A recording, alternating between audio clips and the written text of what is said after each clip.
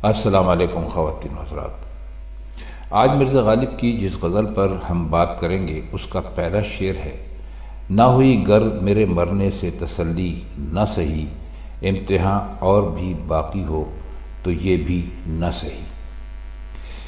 اس میں کوئی مشکل لفظ نہیں ہے۔ اے میرے محبوب، اگر میرے مرنے سے تیری تسلی نہیں ہوئی، اس امتحان سے کامیاب نکلنا تیرے لیے تسکین کا باعث نہیں بن سکا اور مزید کوئی امتحان باقی رہ گیا ہے تو اس کا انتظام بھی کر لے تاکہ تیرے اطمینان میں کوئی کمی نہ رہ جائے۔ اب بات یہ ہے کہ جان دے دینے کے بعد مزید کون سا امتحان ہو سکتا تھا؟ زیادہ سے زیادہ یہ کہ لاش کو بازاروں میں گھسیٹا جاتا یا جلا کر خاک اڑا دی جاتی۔ وہ کہہ یہ رہے ہیں کہ موت اس دنیا میں سب سے بڑا امتحان ہے جو کسی بھی فرد کو پیش آ سکتا ہے، لیکن محبوب کے نزدیک اس کے بعد بھی کوئی امتحان باقی رہ گیا ہے تو سچے عاشق کو اس میں بھی ایک لمحہ کے لیے تأمل نہیں ہوگا۔ پھر یہ محض خیال نہیں بلکہ حق پرستی اور انسانیت دوستی کی تاریخ میں ایسی کئی مثالیں ملتی ہیں کہ جان بازوں نے جانیں دے دیں، اس کے بعد ان کی لاشوں سے نہایت نازیبا سلوک روا رکھا گیا۔ تو یہ شعر ایسے ہی حقیقت کا ایک آپ اسے آئینہ سمجھ لیجیے۔ دوسرا شعر ہے: خار خار علم حسرت دیدار تو ہے، شوق گلچین گلستاں تسلی نہ سہی۔ اس میں خار کہتے ہیں کانٹے کو کہتے ہیں، اور کوئی مشکل لفظ ایسا ہے نہیں۔ علم کہتے ہیں غم کو، حسرت دیدار محبوب کو دیکھنے کی حسرت اس کے لیے استعمال ہوا ہے۔ شعر کا مطلب یہ ہے کہ اگر میرا شوق تسلی کے باغ سے پھول نہیں چن سکا، گلچی کہتے ہیں پھول چننے والے کو، تو نہ سہی، محبوب کے دیدار کی حسرت کا جو غم ہے اس کا خارزار تو موجود ہے۔ سادہ لفظوں میں مطلب یہ ہے کہ اگر شوق کی تسکین کا سامان باہم نہیں پہنچا تو سچے عاشقوں کے لیے حسرت دیدار کا غم تو بہرحال ہر وقت موجود رہتا ہے۔ شعر دیکھیے: میں پرستاں خمِ میں منہ سے لگائے ہی بنے، ایک دن گر نہ ہوا بزم میں ساقی نہ سہی۔ اب بزم میں پرستاں کا مطلب ہے شراب پینے والوں کی محفل، اور خم میں کا مطلب ہوتا ہے شراب کا جام، اور ساقی تو آپ جانتے ہیں اس کو کہتے ہیں جو شراب پلاتا ہے۔ تو وہ شراب پینے والے دوستوں سے مخاطب ہو کے کہتے ہیں کہ اگر ایک دن محفل میں ساقی نہیں آیا جو باری باری ہم سب کو جام بھر کے دیتا ہے اور ہم شراب پیتے تو کچھ پرواہ نہیں، اب کیوں نہ ہم شراب کے مٹکے کو ہی منہ لگا لیں، اس کے بغیر چارہ ہی کیا ہے۔ مطلب یہ ہے کہ شراب نوشوں کا گزارا شراب پیے بغیر ہو ہی نہیں سکتا۔ ساقی موجود ہو تو وہ ایک خاص طریقے سے ایک ایک کو خاص پیمانے کے مطابق پلائے گا، لیکن اگر ساقی موجود نہیں تو تقسیم کا معاملہ ہی نہیں ہے، اس پر بحث ہی نہیں ہو سکتی۔ تو اس کے علاوہ کیا چارہ ہے کہ مٹکے کو منہ لگا لیا جائے، یعنی جتنی شراب کوئی پینا چاہتا ہے اتنی پی لے۔ اس شعر میں خاص پہلو یہ معلوم ہوتا ہے کہ ہر محفل اور ہر دائرے کی جو ایک تنظیم ہوتی ہے وہ ایک خاص کوئی مرکزی شخصیت پر موقوف ہوتی ہے۔ شراب کی محفل میں ساقی کو ایک خاص حیثیت حاصل ہوتی ہے اور تمام شراب نوش اسی کی مہربانیوں یا لطف و کرم پر نظر رکھتے ہیں۔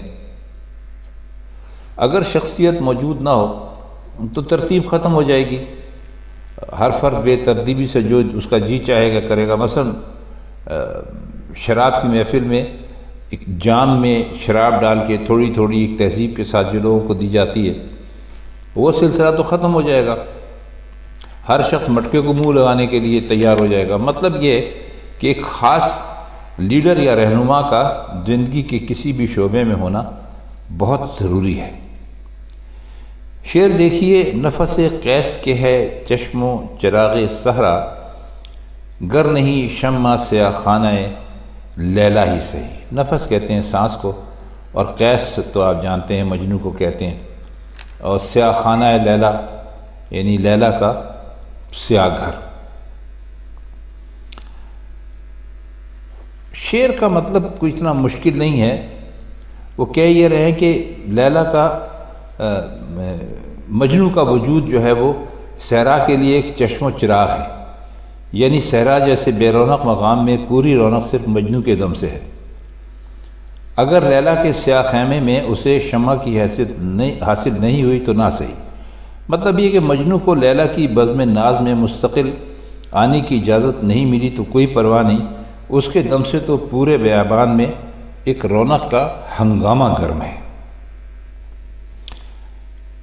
اب اگلا شعر ہے کہ ایک ہنگامے پر موقوف ہے گھر کی رونق، نوحہ غم ہی سہی نغمہ شادی نہ سہی۔ نوحہ کہتے ہیں غم کا اظہار کرنے کے لیے جو اشعار لکھے جاتے ہیں، اور نغمہ شادی تو آپ کو معلوم ہے کہ کیا ہے، یعنی خوشی کے نغمے۔ تو وہ یہ کہتے ہیں کہ گھر کی رونق جو ہے وہ صرف ایک ہنگامے پہ ہے، اگر مسرت اور شادمانی کا نغمہ نصیب نہیں ہوتا تو کیا مسئلہ ہے، غم کا نوحہ ہی صحیح۔ اور اس میں کوئی شک نہیں کہ اس عارضی زندگی میں انسانوں کو مختلف حالات پیش آتے ہیں، بعض کو ایک کے بعد ایک شادی اور غم دونوں سے واسطہ پڑتا ہے، بعض پوری زندگی عیش میں گزار دیتے ہیں، بعض کو رنج اور غم سے ایک لمحے کے لیے بھی فرصت نہیں ملتی۔ تو حقیقت پر نظر رکھنے والے لوگ جو ہیں وہ ایسی چیزوں سے بالکل بے نیاز ہوتے ہیں، وہ شادی اور غم دونوں کو کچھ نہیں سمجھتے۔ اس زندگی میں دل لگی کے لیے کسی ایک کا وجود ضروری ہے، تو غالب کہتے ہیں اگر ہمیں خوشی نہیں ملتی تو غم ہی مل جائے۔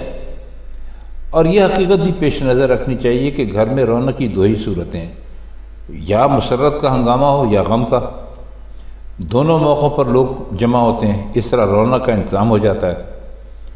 اور اگر دونوں چیزیں نہ ہوں تو کسی کے آنے کا کیا وجہ ہو سکتی ہے، اور رونق کا انتظام کیسے ہو سکتا ہے۔ شعر دیکھیے کہ نہ ستائش کی تمنا نہ صلے کی پرواہ، گر نہیں ہے میرے اشعار میں مانے نہ صحیح۔ ستائش کہتے ہیں تعریف کرنے کے لیے، اور صلہ کہتے ہیں کسی چیز کو بدلے میں دینے کے لیے۔ آپ کسی چیز کو کسی چیز کے بدلے میں دیں تو اس کو کہتے ہیں۔ تو کہتی ہے کہ اگر میرے شعر نہ سمجھنے والوں کے نزدیک کسی معنی سے خالی ہیں تو یہ مجھے آرزو نہیں ہے کوئی میری تعریف کرے، نہ یہ خیال ہے کہ کہیں سے مجھے کوئی صلہ ملے۔ اگر کوئی فرد اپنی کسی چیز کے لیے ستائش کی تمنا اور صلے کی پرواہ سے بے نیاز ہو جائے تو اس امر کی کیا ضرورت باقی رہتی کہ دنیا میں اس چیز کے بارے میں دنیا سے اس کی کیا رائے لینی ہے۔ آخری شعر ہے کہ عشرت صحبت خوباں ہی غنیمت سمجھو، نہ ہوئی غالب اگر عمر طبی نہ صحیح۔ عشرت صحبت میں عیش کرنا، خوباں یعنی خوبصورت، اور کوئی خاص مشکل لفظ ہے نہیں۔ عمر طبعی کہتے ہیں ایک عمر کا جو عام پیمانہ، جو پہلے زمانے میں تو کوئی 100 برس سے اوپر سمجھا جاتا ہے، اب 75 اور 80 کے درمیان مانا جاتا ہے۔ بہرحال تو کہتے ہیں کہ غالب اگر ہمیں دنیا میں عام پیمانے کے مطابق زندگی بسر کرنے کی فرصت نہیں مل سکی تو کوئی مسئلہ نہیں، اسی کو غنیمت سمجھنا چاہیے کہ ہمیں حسینوں کی صحبت میں دن گزارنے کی عشرت یعنی شادمانی نصیب ہوئی۔ مطلب یہ ہے کہ عمر طبعی کی آرزو نہیں ہے، اصل آرزو یہ ہے کہ حسینوں کی صحبت میں اثر رہے۔ تو خواتین حضرات، یہ تھی مرزا غالب کی آج کی غزل۔ اس کے کچھ مشکل الفاظ کے معنی اور کچھ شعروں کا مطلب ہم نے کرنے کی کوشش کی، تو امید ہے کہ اب آئندہ جب آپ یہ غزل پڑھیں گے تو یہ انشاءاللہ آپ کی سمجھ میں بہت اچھی طرح آ جائے گی۔ تو پھر آپ سے ملاقات ہوتی ہے مرزا غالب کی کسی اور غزل کے ساتھ کسی اور محفل میں، تب تک ہم آپ سے اجازت چاہتے ہیں۔ خدا حافظ۔